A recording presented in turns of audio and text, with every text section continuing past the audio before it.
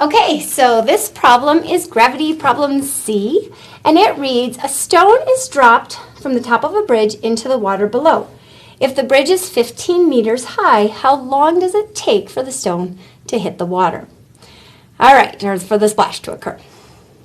All right, step number 1, what is our object? Well, we're interested in looking at the motion of the stone as it falls through the air.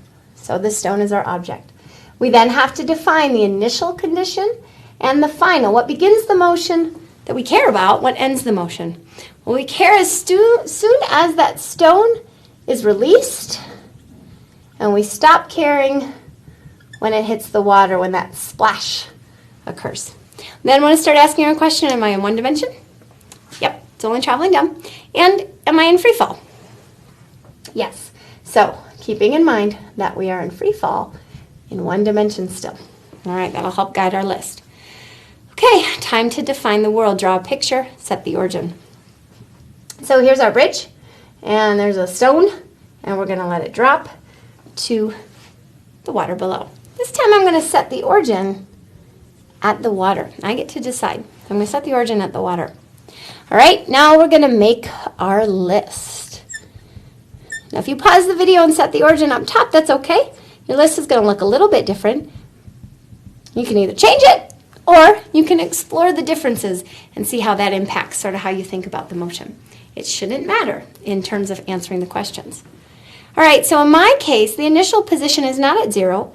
It's where the start of the stone is, where the stone is released. And we're told that the bridge is 15 meters high. So the initial position is 15 meters. Should be positive, it's above the origin. So always keeping in mind that direction. X final, what's going to be at when it hits the water? So X final is my 0. Now, the velocity initial, the velocity when the stone is dropped. If it's dropped, it has that initial velocity of 0. Good, 0 meters per second. How fast is it going when it hits the water? We don't know, so we'll leave that as a question mark. Acceleration. Okay, we're in free fall. Free fall tells us, implies that the acceleration is negative 9.8 meters per second squared. Again, anytime we're in free fall, that acceleration is negative 9.8 meters per second. And our time, we don't know. That's a question mark. All right. Then we have to identify the object of interest, the player of interest, which answers the question. The question was, how long? So how long is answered by our time. So time is our player of interest. We have those two equations. Both equations contain time.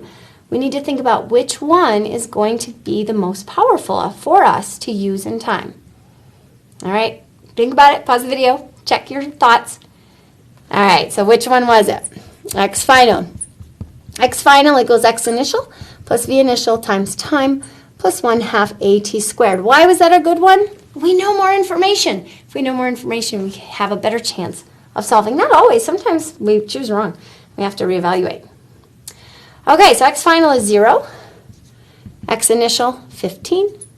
Plus V initial, which is 0, times my time, which I don't know.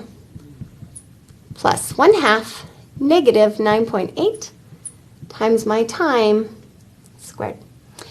So I'm going to be able to get rid of that term, anything times 0, doesn't matter what it is, it's going to go to 0, and I end up with 0 equals 15 minus 4.9 times time squared, 1/2 of 9.8. And I discover that my time, after doing the algebra, is 1.75 seconds. And I'm done. So, keeping in mind our object, what defines that motion, when do we start and stop that stopwatch?